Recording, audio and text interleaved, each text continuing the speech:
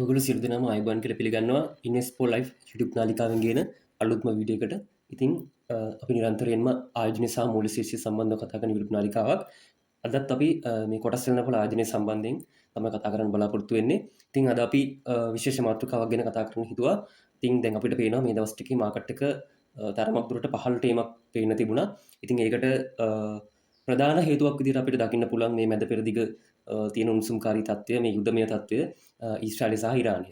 ඒක නමුත් ඒක විතරක් නෙමෙයි හේතුව කියන එකත් මේ වීඩියෝ එකකින් අපි කතා කරන්න බලාපොරොත්තු වෙනවා. ඒකත් මේ පහත වැටීම වඩා තීව්‍ර කරන්න ලොකු බලපෑමක් කරා මේ යුද්ධමය තත්ත්වය. ඉතින් ඒකත් එක්ක අපි බලමු මාකට් එකට ඉස්සරහට මොකක්ද වෙන්න පුළුවන් කියන එක අපි පොඩ්ඩක් මේ වීඩියෝ එකෙන් කතා කරමු. ඉතින් මුලින්ම ඔයාලට මතක් කරන්න ඕන මේක කිසිම ඉන්වෙස්ට්මන්ට් ඇඩ්වයිස් එකක් නෙමෙයි. මොකද මම ඉන්වෙස්ට්මන්ට් ඇඩ්වයිසර් කෙනෙක් නෙමෙයි. මේක এডুকেෂනල් කන්ටෙන්ට් එකක් විතරයි. ඒ නිසා මේක කිසිම buy sell hold recommendation එකක් වෙන්නේ නැති බවත් ඔයාලට මුලින්ම මතක් කරන්න ඕන. ඉතින් අපි බලමු අද වීඩියෝ එකේ කන්ටෙන්ට් එකට යමු. ඉතින් මුලින්ම පොඩ්ඩක් අපි SI එකේ ටෙක්නිකල් chart එක දාගමු. ඒකත් එක්ක ඔයාලට බලා ගන්න පුළුවන් ඒ all share price index එකේ daily chart එක තමයි මේ තියෙන්නේ. ඉතින් daily chart එක අපිට බලා ගන්න පුළුවන් මාකට් එක 17711 ලෙවල් එකට ගිහිල්ලා එතනින් ඉඳන් තමයි මේ මාකට් එක පහළට එන්නේ. දැන් වෙනකොට සාමාන්‍යයෙන් 105කට ආසන්න ප්‍රමාණයකට මාකට් එක පහළ වැටලා තියෙනවා.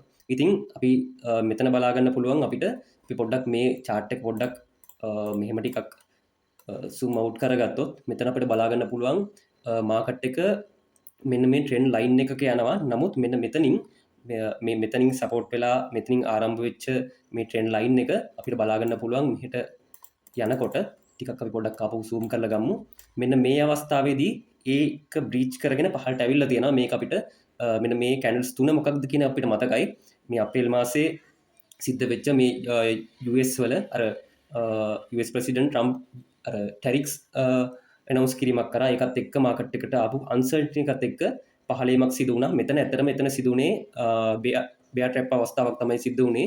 අර තිබුණ එක්ස්ට්‍රීම් අන්සර්ටනිටි එකත් එක්ක ඒ තිබුණ අර ලොකු රෙඩ් කැන්ඩල් එකත් එක්ක තමයි මේක රීච් කරගෙන පහළට ආවේ. නමුත් දවස් දෙකක් ඇතුළත නැවතත් එතනින් ඉහළට ගියා. ඉතින් ඒක බෙයා ට්‍රැප් අවස්ථාවක්. එතනින් පස්සේ නැවතත් මෙන්න මෙතෙන්දී ඒ ලයින් එක ටච් කරලා එතනින් බවුන්ස් වෙලා තියෙනවා.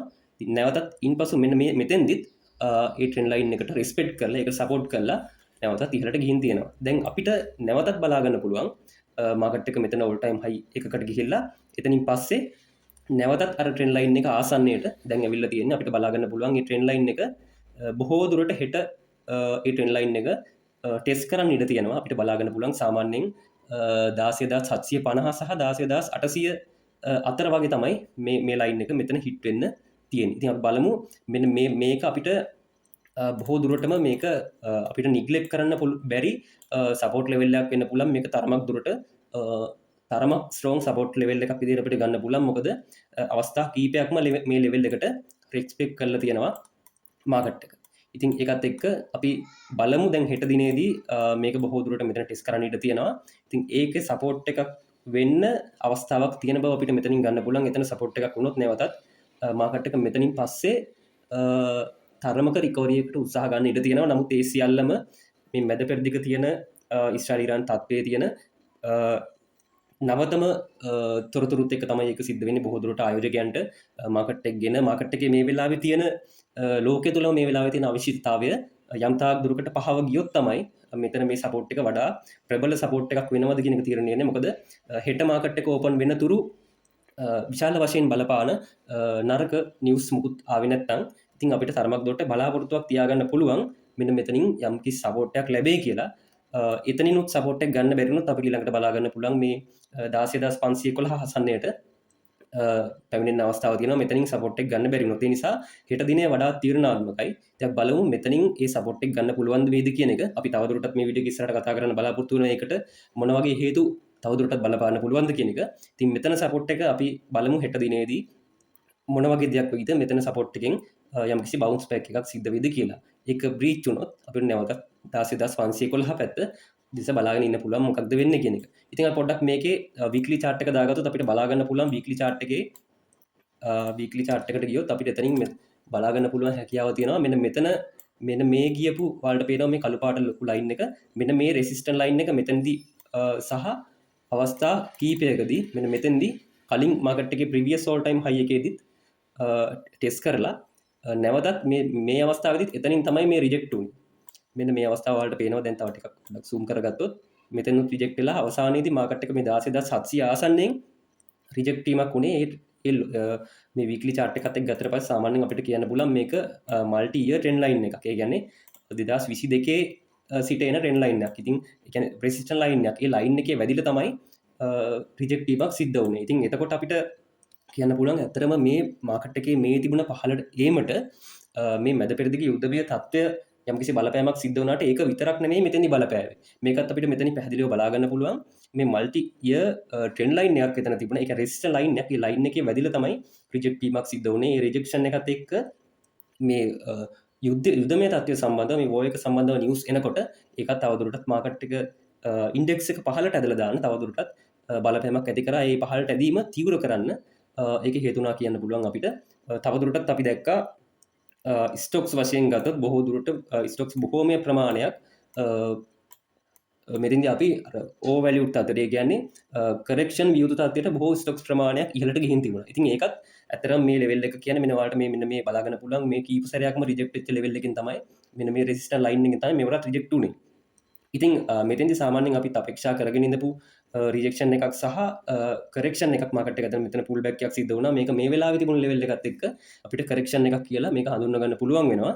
ඉතින් මේ කරෙක්ෂන් එක එක්ස්පෙක්ට් කරපු කරෙක්ෂන් එකක්. මොකද මාකට් එකේ සාමාන්‍ය ඉන්ඩෙක්ස් එකක් විදිහට මාකට් එකක් විදිහට ගොඩක් දුරට ඕවැලියුඩ් නොවුනට අපි ඉන්ඩිවිජුවලි ස්ටොක්ස් ගත්තට පස්සේ බහුතර ස්ටොක්ස් ප්‍රමාණයක් ඕවැලියුඩ් වෙලා තිබුණා. ඉතින් ඒ නිසා ඒ ස්ටොක්ස් ටික තරමක් දුරට කරෙක්ෂන් එකක් සිද්ධ වෙලා ටිකක් මිල පහළ යෑමක් වෙලා.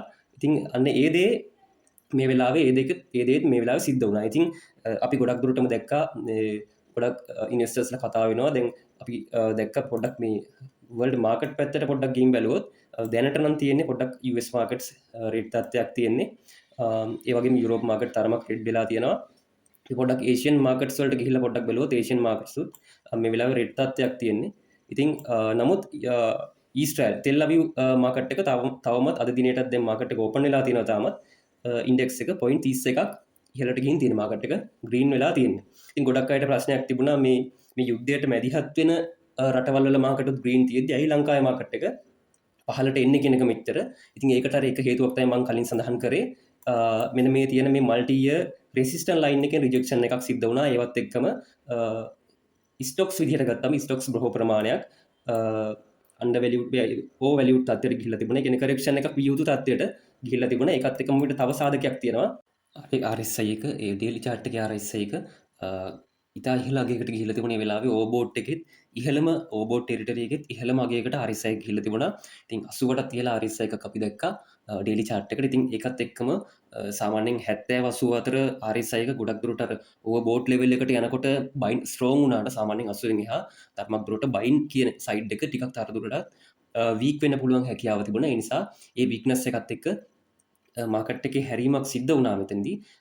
අර හේතුන් කීප නිසා ඒකත් එක්ක මේ යුද්ධමය තත්ත්වයේ නිවුස් ගලාගෙන එනකොට ඒකත් එක්ක ඒක හේතුණා මාකට් එකේ පහළට ඒමට. ඉතින් දැන් අපි බලමු මෙන්න මේ ලෙවල් එක අපි පොඩ්ඩක් හෙට මොනිටර් කරගෙන ඉමු. මෙතනින් මාකට් එක ටර්න් වෙයිද කියන එක.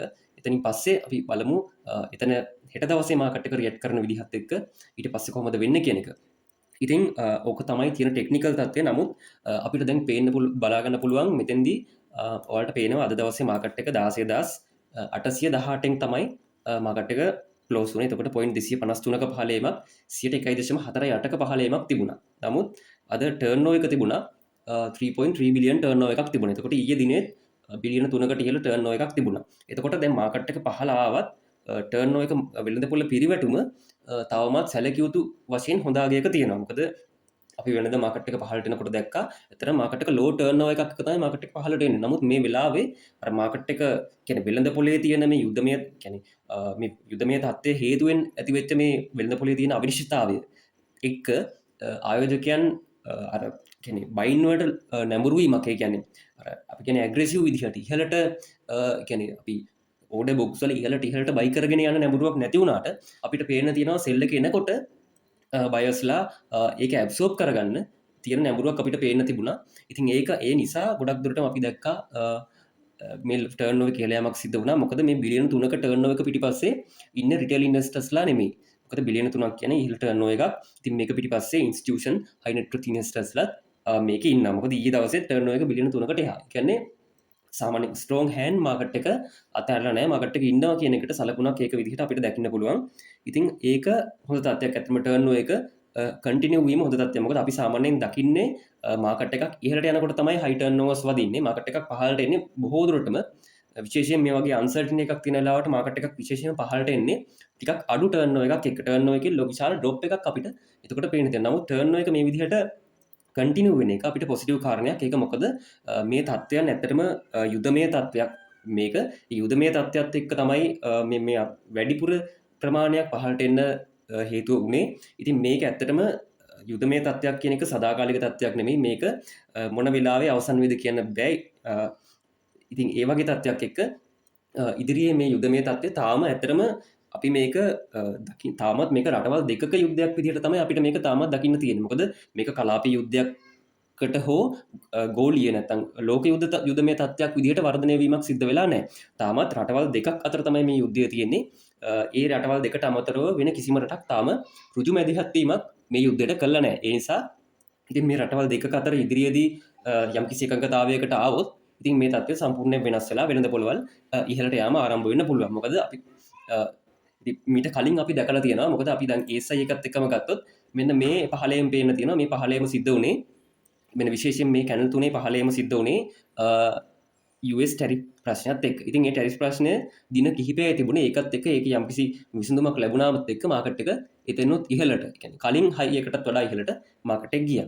ඉතින් අපි මෙන්න මෙතෙන්දිත් දැක්කා මාකට් එක විශාල ලෙස පහළීමක් සිද්ධ වුණා. මෙන්න මේ අවස්ථාවේදී මාකට් එක 12500 විතර ඉඳන් මාකට් එක 10500 ආසනයට පහළ ආවා. ඉතින් මේ අවස්ථාවේදී පහළට ආවේ ප්‍රෙසිඩෙන්ෂල් ඉලෙක්ෂන් එකට එක්ක තිබුණේ යම්කිසි අන්සර්ටනිටි එකත් එක්ක. ඉතින් අපි දැක්ක ඒ තිබුණ පහළීමක් තිබුණට නමුත් ඊට පස්සේ ඊට වඩා විශාල ප්‍රමාණයෙන් ඉහළට මාකට් එකට යන්න හැකියාව ලැබුණා. ඉතින් ওই වගේ තමයි తాවකාලික අවිනිශ්චිතතාවයන් තියෙනවා. නමුත් ඒකෙදි කිසිම ප්‍රශ්නයක් සදාකාලික වෙන්නේ නැහැ. මේ ප්‍රශ්න ඉක්මනින් විසඳීමත් එක්ක මාකට් එක නැවතත් ඉහළට යන්න පුළුවන් හැකියාව තියෙනවා. ඉතින් මේක විශේෂයෙන්ම තම රටවල් දෙකක් අතර යුද්ධයක් කියන එක අපි සැලකිලිට ගන්න ඕන. කලාපී යුද්ධයක්වත් ගෝලීය යුද්ධයක් තරම් වර්ධනය වෙලා නැහැ. ඕනෑම වෙලාවක මේ දෙකොල්ල අතර යම්කිසි එකඟතාවයක් තුලින් ceasefire agreement එකට යන්න පුළුවන් හැකියාව තියෙනවා ඉදිරි කාල සීමාව තුල. නමුත් තාම එහෙම දෙයක් පේන තෙක් මානෙක නැහැ. නමුත් ඉදිරි කාලේ අපිට විශ්වාසයක් තියාගන්න පුළුවන්. මොකද ලෝකයට ඇත්තටම ඕන තරම් ගැටලු ඇවිල්ලා තියෙනවා. ඉතින් අපි දැක්ක කොරෝනා වසංගතය ඒ වගේ බොහෝමයක් ලෝකයට ගැටලු ඇවිල්ලා තියෙනවා. නමුත් ඒ කිසිම දෙයක් සදාකාලිකව තියෙන්නේ නැහැ. හැමදාම තියෙන්නේ. ඒ ඉතා ඉක්මනින් විසඳෙනවා. ලෝකේ ඉස්සරහට යන ලෝකයක් විදිහට, ලෝකේ ජීවත් වෙන, ලෝකේ පාලනය කරන මිනිස්සු විදිහට. මිනිස්සු කියන්නේ මනසින් උසස් අය. ඉතින් මිනිස්සු කියන්නේ හැමතිස්සෙම ප්‍රශ්න වලට විසඳුම් හොයාගන්න අය. ඉතින් ඒ නිසා මේ ප්‍රශ්න වලට ඉතා ඉක්මනින් විසඳුම් ලැබෙයි කියලා බලාපොරොත්තු වෙන්න පුළුවන්. ඒවත් එක්ක වෙළඳ පොළවල් මේ తాවකාලිකව පහළට එම් තිබුණට මේවා නැවතත් ඉහළට යන්න පුළුවන් හැකියාව තියෙනවා. ඒ පිළිබඳව අපි මතකයේ තබාගෙන ඕන අපේ ආයෝජන කටයුතු සිදු කරන්න. ඉතින් තව දෙයක් තමයි මේ රටවල් දෙකක් අතර යුද්ධය ගතට පස්සේ මේ යුද්ධය දැන් අද තමයි යුද්ධයේ 7 වන දිනය. ඉතින් දවස් 7ක් පුරා මේ යුද්ධය සඳහා අධික වියදමක් මේ රටවල් දෙකටම වැය වෙනවා. ඉතින් ඒ ඉතාම විශාල යුද වියදමත් එක්ක මේ රටවල් වලට මේව දරාගෙන ඉස්සරහට වැඩි කාලයක් ඇදගෙන යන්න බෑ. නිසා ඒ තාර්කයේ මත උනත් අපිට ඉස්සරහට මේක යම්කිසි නිමාවක් වෙයි කියන බලාපොරොත්තුවක් තියාගන්න පුළුවන්. අනිත් එක මේ වෙනකොටත් මේ දවස් 7 ඇතුළත මේ රටවල් දෙකටම විශාල ලෙස හානි සිද්ධ වෙලා තියෙනවා. ඉතින් ඒක දේපල හානි, ජීවිත හානි සහ මේ රටවල් දෙකේ ආර්ථිකයට විශාල වශයෙන් බලපානවා. ඉතින් ඒ නිසා අපිට බලාපොරොත්තු වෙන්න පුළුවන් ඉදිරි කාලය තුල මේක යම්කිසි සමතයකටපත් වෙලා සමකාමී තත්ත්වයක් එයි කියලා.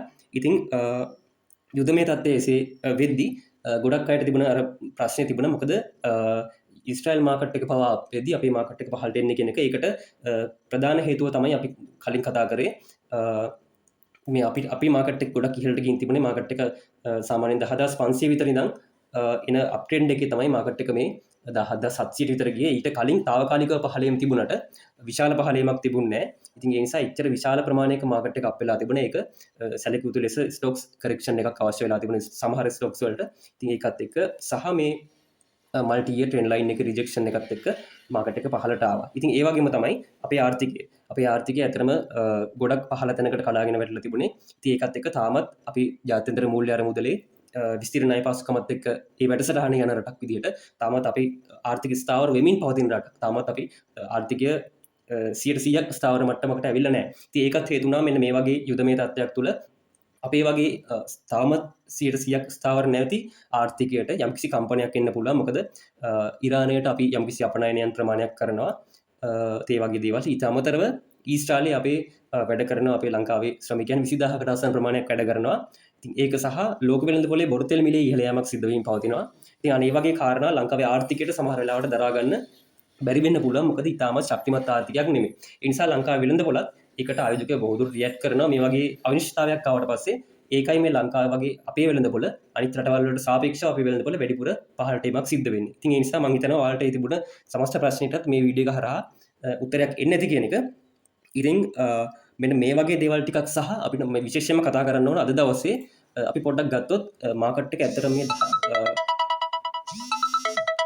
මාකට් එක ඇත්තටම මේ 10000 ගණන් වල ලෙවල් එකේ ඉඳන් මාකට් එක මෙච්චර දුරට ඉහළට එන්න බොහෝ දුරටම හේතු වුණා මේ බැංකින් සෙක්ටර් එක. ඉතින් මේ බැංකින් සෙක්ටර් එකේ අපි දන්නවා බැංකින් සෙක්ටර් එකේ ලොකු වෙළඳපොළ ප්‍රාග්ධනීකරණයක් තියෙනවා. ඒකත් එක්ක මාකට් එකේ ඉහළට එන්න වැඩි දායකත්වයක් දුන්නා බැංකින් සෙක්ටර් එක. ඉතින් අපි අද දැක්කා අපි ඇත්තටම මාකට් එක 1.4.8ක් පහළට එද්දී බැංකින් සෙක්ටර් එකේ ලීඩින් බැංක් තුනක් තියෙන බව අපි කවුරුත් දන්නවා. ඒ කියන්නේ අපි ප්‍රධාන බැංක්ස් තුන විදිහට හඳුන්වන අපි පොඩක් බලමු සම්පත් බැංක් එක කොච්චර දුරට පහළට අවිල්ලාද කියන එක පොඩ්ඩක් බලමු. එතකොට සම්පූර්ණයෙන්ම මාකට් එක 1.4.8ක් පහළට එද්දී සම්පත් බැංක් එක 0.8.3යි පහළට අවිල්ලා තියෙනවා. එතකොට හොඳ වොලියුම් එකකුත් අද දවස් ට්‍රේඩ් වෙලා තියෙනවා. ඒ කියන්නේ මාකට් එකට සාපේක්ෂව කුඩා පහළට ඒමක් තමයි පේන්න තියෙන්නේ. බලමු කමර්ෂල් බැංක් එක කොහොමද වෙලා තියෙන්නේ කියන එක. කමර්ෂල් බැංක් N එක බලමු normal share එක. ඒක 1.1.6යි. ඒකත් සමස්ත වෙළඳපොළට සාපේක්ෂව අඩු පහළීමක් තමයි සිද්ධ වෙලා තියෙන්නේ. ඉතින් ඒකෙත් වොලියුම් එක හොඳ වොලියුම් එකක් ට්‍රේඩ් වෙලා තියෙනවාද? අපිට තවදුරටත් අපි HNB එක බලමු. HNB බැංක් එකේ normal share එක බලමු. ඒකත් 0.79කින් තමයි පහළට අවිල්ලා තියෙන්නේ.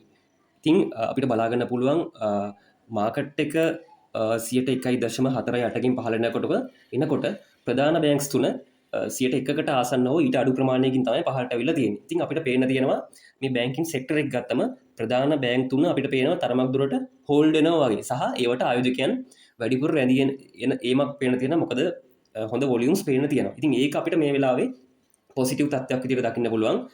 ටෙක්නිකලි අපි මෙන්න මේ ලෙවල් එක පොසිටිව් තත්ත්වයක් විදිහට දකිනකොට මාකට් එකේ ටර්න් එක පැත්තෙන් අපිට මෙතනින් මාකට් එක ටර්න් එකත් හොඳ පොසිටිව් තත්ත්වයක් දකිනකොට අපිට මේ බැංකින් මාකට් එකේ ඩිරෙක්ෂන් එක තීරණය කරන්න පුළුවන්. ප්‍රධාන ඉන්ඩස්ට්‍රි එක වන බැංකින් ඉන්ඩස්ට්‍රි එකේ තියෙන ප්‍රධානම බැංක් තුන හෝල්ඩ් වෙන තත්ත්වයක්, ඒවට ආයෝජකයන් එන තත්ත්වයක් අපිට පේන්න තියෙනවා.